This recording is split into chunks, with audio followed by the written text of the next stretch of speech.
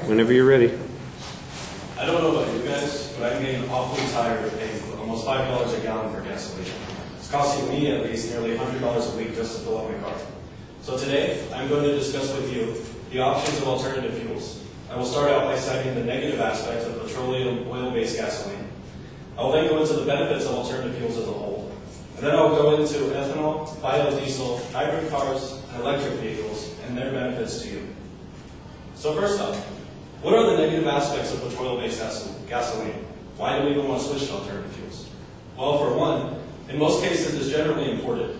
Creating a dependency on importing goods can mean a higher price in fuel costs and less jobs here in America. The reason that we get most of our fuel imported is because due to the EPA, there are laws and regulations that forbid drilling in America. Even though the oil is adequate here enough to sustain America's fuel needs, we generally do not want to cut down the forests. Gasoline also burns extremely dirty. According to the Environmental Defense Fund, the average mid-sized car burns 10,000 pounds of CO2 annually, adding to the ozone layer. 1 gallon of gas generally equals about 25 pounds of CO2. So, now that you know some general negative aspects of oil-based gasoline, what are some benefits of alternative fuels? Well, for one, alternative fuels burn up to 90% cleaner than gasoline, according to fuelplot.com. Alternative fuels are generally renewable and cheaper, meaning that they can be made here in America at all times, creating a less dependency on imported goods. On average, they can extend the life of the vehicle that they're being used in and extend the life of the motor. According to Aston University, by 2050, if America switches over to alternative fuels, we can cut out 2 gigatons of CO2 from the ozone layer. This will help save 6 billion barrels of oil and $600 billion in fuel costs annually. So, what alternative fuels are good for you? The first one I will go into is corn ethanol. Corn ethanol is fuel made from sugar from corn and other plants. It is a renewable fuel source that can be made any time of the year in America. Gas today already includes up to 15% of ethanol. However, for it to be considered an alternative fuel, it must be at least 50% ethanol or more. In other states in the Midwest, they're already using ethanol as a fuel source. It is known as E85. The reason it uses E85 is 85% ethanol and 15% gasoline. It still needs the 15% gasoline for higher combustion in higher climate areas. The octane rating for ethanol is 110, meaning that it's not just for your mid-sized cars. It can be used in high-performance applications. And actually, many turbo vehicles tend to want to switch over to ethanol to reduce knock in the motor. Ethanol, according to myfuelpub.com, is the one that burns 90% cleaner. It only requires simple computer retuning, and in some vehicles, a fuel system upgrade.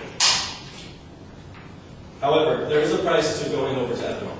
It tends to burn over 40% faster, and because of this, it may not be the cheapest alternative fuel source available. So, what is the next alternative fuel source? The next one is biodiesel. A biodiesel is a renewable source of fuel from vegetable oil or animal fats. Generally, biodiesel is mixed with gasoline in order to cut down on tailpipe emissions. As a matter of fact, according to fuelplot.com, biodiesel has less toxins in it than common table salt. You can pretty much drink it and you'll be okay.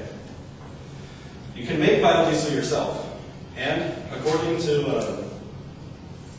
websites, there are machines that you can actually purchase for about $2,000. You then go to your local fast food restaurant, take their used vegetable oil, which they're generally glad to give away, mix it into the machine, and the machine will produce the biodiesel for you. Generally, this will pay for itself in about half a year. Biodiesel can be used in any diesel motors without any modifications in most circumstances, and won't void the warranty according to vehicle manufacturers. So, biodiesel, for all you truck drivers out there, may want to be your source of alternative fuel when gasoline becomes diminished. The next source of an alternative fuel is going to be hybrids. A hybrid is any battery-powered car that uses battery power at low speeds, but then switches over to a gasoline motor at higher speeds. This is the most common source of an alternative fuel source today. However, this still uses gas, so it is not a solution to a problem, but merely a temporary fix. But up to 60 miles per gallon does seem attractive. The last alternative fuel source that I will cover today is one that doesn't use any gasoline whatsoever. It is a pure electric vehicle. A pure electric vehicle is going to be the fuel of the future. And there have been great leaps in electric vehicles over the last few years. As a matter of fact, in recent years, The Chevrolet Volt was just released. The Chevrolet Volt will cost you less than $1 a night to charge in electricity costs. Now, what is the downside to this electric vehicle known as the Chevy Volt? Well, a base model Chevy Volt will run you about $40,000.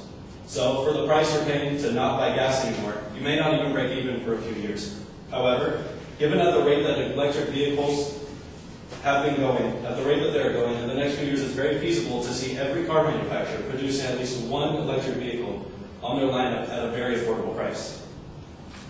So is it worth it to go to an electric vehicle? Eventually, yes, it will be. And I do persuade all of you to try and buy one, hopefully soon. So today, I've discussed the negative aspects of petroleum oil-based gasoline, the ups of alternative fuels as a whole, and the upside of certain alternative fuels that you may want to switch to.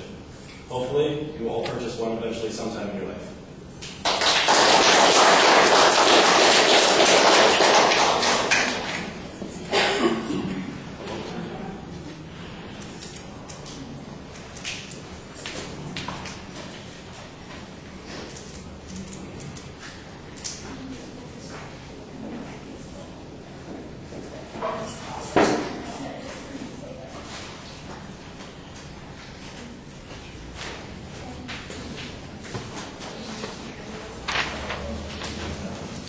All right, Adrian, what did you think? I think overall the presentation was pretty good. It was organized, and I noticed that he also mentioned his sources, which a lot of people tend to forget. He also made sure he had notes, he's forgot, and he's able to be heard across the room. However, I noticed that he was constantly looking down at the notes.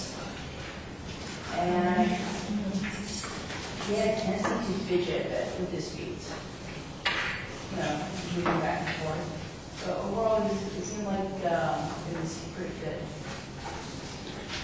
Okay, well, I'll mention those couple of things about the presentation issue that you picked up on. You get the nervous feet. You're swinging the one leg across the other whenever you're a little anxious or something. So that just becomes a nervous affectation. That's a little distracting. I thought your audience contact was actually pretty solid. I know you've got a lot of information, so you do have to look down frequently to make sure you've got the information. But I thought you were usually trying to talk to us, and that helped. It's structured very clearly. It seems a lot like it's an informative speech about the different alternatives. At the end, it really does feel like you are starting to give an argument in favor of electric vehicles as the alternative of the future that we ought to be investing in or spending our energy on, and all of the other things. Maybe you're setting them up to be dismissed as potential alternatives, but you don't really go through that process. And so, like I said, it feels a lot like it's an informative speech about what all these potential issues are instead of a persuasive speech trying to convince us that this one would be the best solution. You did a nice job citing your sources for the most part.